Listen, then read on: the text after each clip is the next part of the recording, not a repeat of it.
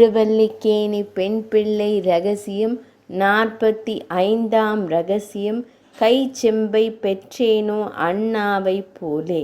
இங்கே குறிக்கப்படும் அண்ணா என்பவர் 26ஆம் வார்த்தையில் பேசப்பட்ட திருமஞ்சனம் அப்பாவின் தௌஹித்ரரும் 27ஆம் வார்த்தையில் பேசப்பட்ட ஆய்ச்சியாரின் குமாரரும் ஆவார்.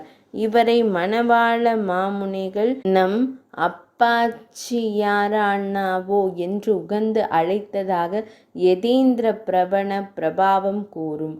முதலியாண்டானின் திருவம்சரான கந்தாடை அண்ணன் முதலானார் மாமுனிகளிடம் ஆசிரயித்த போது அந்த ஆத்ம சம்பந்தத்தினால் தாம் பேறு பெற்றதாக மதித்து அந்த சம்பந்தம் நமக்கு அந்தரங்கரான ஒன்னான ஸ்ரீ வானமாமலை ஜீயருக்கும் அமைய வேணுமென்ற நல்லெண்ணத்தால் வாதூல குல திலகரான அப்பாச்சியார் அண்ணாவை மாமுனிகள் வானமாமலை ஜீயரிடம் ஆசிரயிக்க பண்ணினார்.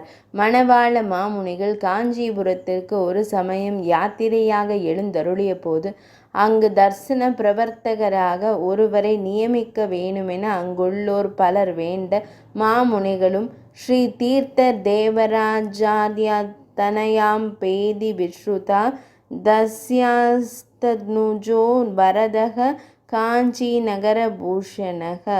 தீர்த்த தேவராஜருடைய திருமஞ்சனம் அப்பாவின் குமாரத்தி ஆய்ச்சி என்று பிரசித்தரானவருடைய குமாரரான பரதாச்சாரியார் அப்பாச்சியார் அண்ணா காஞ்சி நகரத்திற்கு அணிகலனாக விளங்கட்டும் என்று தாமே உகந்து வாழ்த்தி கச்சியம்பதியில் வாழ்ந்து அங்குள்ளோரை உய்விக்கும்படி நியமித்தருளினார். அண்ணா அப்போதே காஞ்சியில் நிற்காமல் ஜீயருடன் திருவரங்கம் சென்று சேர்ந்தார்.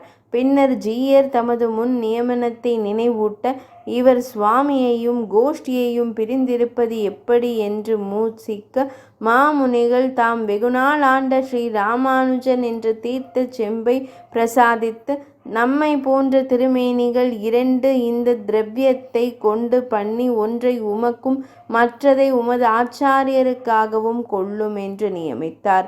அண்ணாவும் அப்படியே திருமேனிகளை ஏறி அருளப் பண்ணி ஜீயரிடம் சமர்ப்பிக்க அதில் ஒன்றை அண்ணாவிடம் இப்படி நாமே உம்முடன் வருகிறோம். பெருமாள் கோயிலுக்கு எழுந்தருளி உமது முன்னோரான தோளப்பர் திருமாளிகையில் வாசமாய் தேவ பெருமாளுக்குகப்பான கைங்கரியங்களையும் நமது தரிசனத்தையும் நிர்வகித்து வாரும் என்று பிரசாதித்தருளி அவரை காஞ்சிபுரத்துக்கு அனுப்பி அருளினார். இப்படி தேவரீருடைய அருளுக்கு கொள்கலமாக அடியேன் ஆவேனா என்று கேட்கிறார் அம்மையார். 45ஆம் ரகசியம் நிறைவடைந்தது.